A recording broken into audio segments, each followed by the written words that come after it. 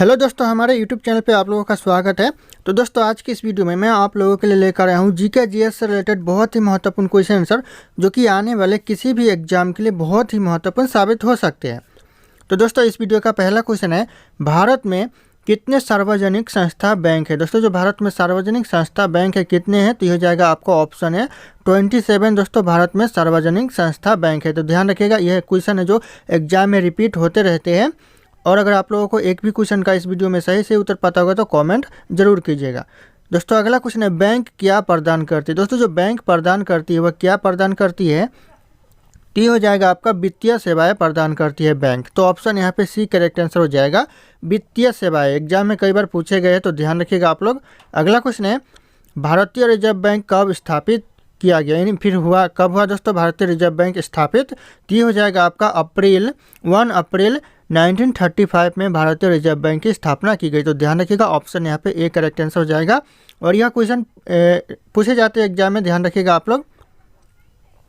अगला क्वेश्चन है, भारतीय रिजर्व बैंक का मुख्यालय कहाँ पर है। दोस्तों, जो भारतीय रिजर्व बैंक का जो मुख्यालय है ये आपका मुंबई में है। तो ऑप्शन यहाँ पे सी करेक्ट आंसर हो जाएगा, मुंबई। कई बार यह एग्जाम में पूछा गया है और पूछे जाते हैं, ध्यान रखिएगा आप लोग। अगला क्वेश्चन है, भारतीय रिजर्व बैंक का राष्ट्रीयकरण कब किया गया, यानी कब हुआ। दोस्तों, भारतीय रिजर्व बैंक का राष्ट्रीयकरण टी हो जाएगा करेक्ट आंसर 1 जनवरी 1949, यानी 1 जनवरी 1949 में भारतीय रिजर्व बैंक का राष्ट्रीयकरण किया गया। तो ध्यान रखिएगा आप लोग, बहुत ही महत्वपूर्ण क्वेश्चन है ये। अगला क्वेश्चन है, भारतीय रिजर्व बैंक का बैंक दर कितना होता है, यानी जो भारतीय रिजर्व बैंक का जो बैंक दर होता है वह कितना होता है। ये होता है 7.75% होता है। तो ध्यान रखिएगा, यह क्वेश्चन भी इंपॉर्टेंट है। ऑप्शन बी करेक्ट आंसर हो जाएगा 7.75%। अगला क्वेश्चन है, भारतीय महिला बैंक की स्थापना कब हुआ। दोस्तों, जो भारतीय महिला बैंक की जो स्थापना हुआ वह कब हुआ, तो हो जाएगा आपका 19 नवंबर 2013, यानी 19 नवंबर 2013 को भारतीय महिला बैंक की स्थापना हुई। तो ध्यान रखिएगा, यह क्वेश्चन भी एग्जाम के लिए बहुत ही महत्वपूर्ण हो सकता है। अगला क्वेश्चन है, भारतीय स्टेट बैंक का स्थापना कब हुआ, यानी जो भारतीय स्टेट बैंक का जो स्थापना हुआ वो कब हुआ।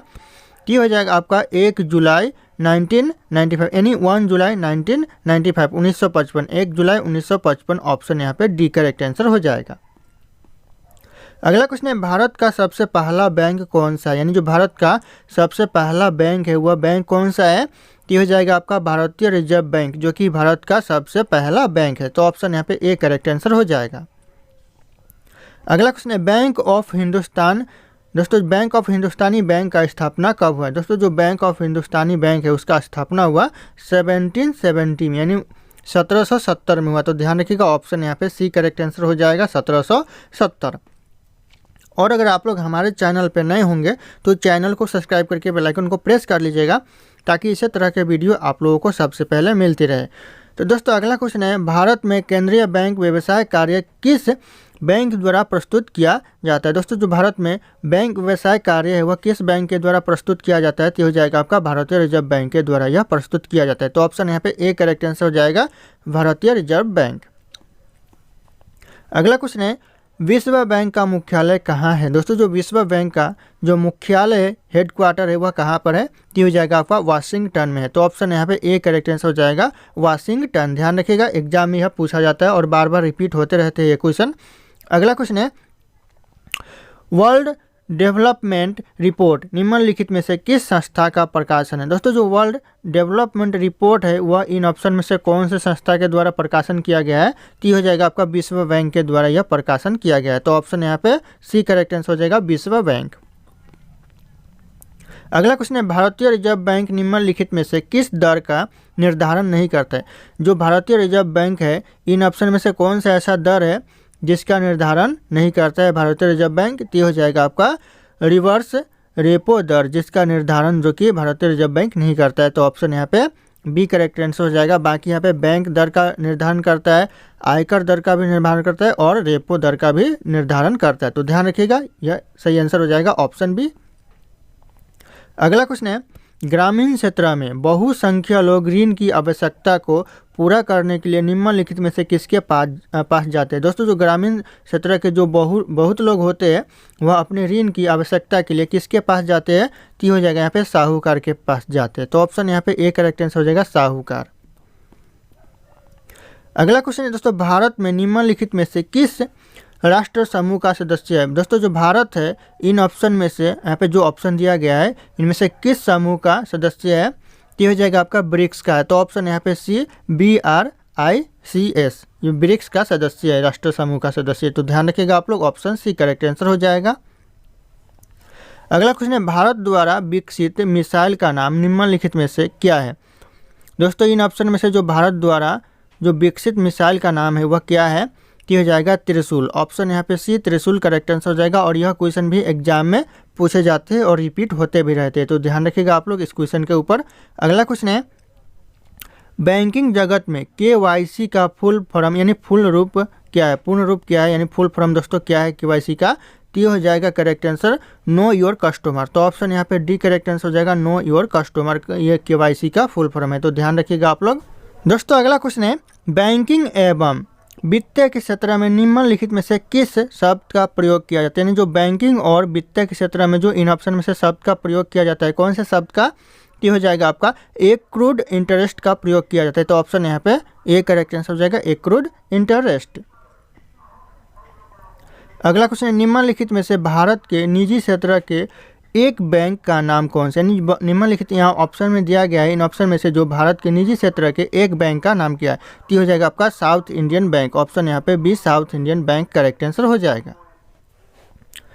दोस्तों अगला क्वेश्चन है, वित्तीय सेवाओं तक पहुंच की कमी को तकनीकी रूप से क्या कहते हैं। दोस्तों जो वित्तीय सेवाओं की पहुंच से दूर रहते हैं उन्हें तकनीकी रूप से क्या कहते हैं, तो उन्हें कहते हैं वित्तीय वंचन। ऑप्शन यहाँ पे बी करेक्ट आंसर हो जाएगा, वित्तीय वंचन कहते हैं। तो ऑप्शन भी ध्यान रखिएगा आप लोग, एग्जाम में पूछे जाते हैं।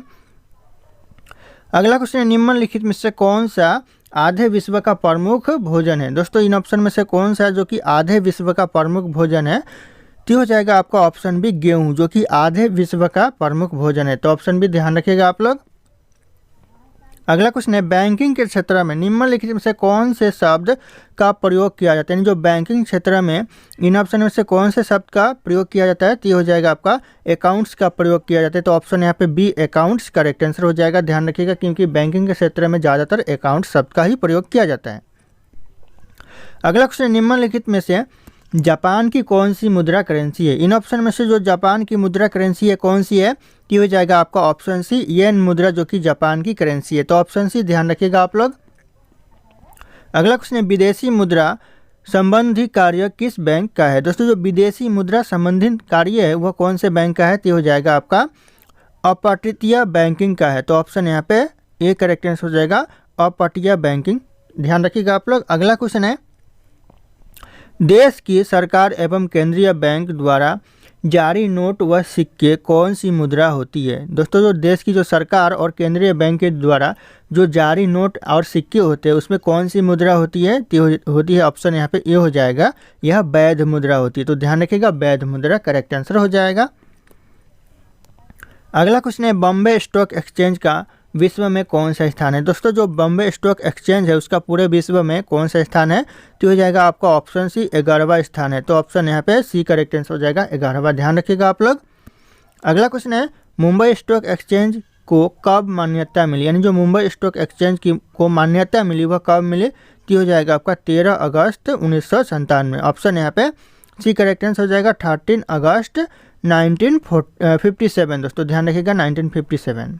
दोस्तों अगला क्वेश्चन है, भारतीय रुपए के नोट पर कितनी भाषाओं में नोट के मूल्य का उल्लेख किया गया है। कितनी भाषाओं में किया गया है दोस्तों, तो इस क्वेश्चन का जो सही उत्तर होगा आप लोगों को कमेंट करके बताना है। ऑप्शन यहाँ पे सारे के सारे शो कर रहे हैं। फिर मिलते हैं अगले क्लास में।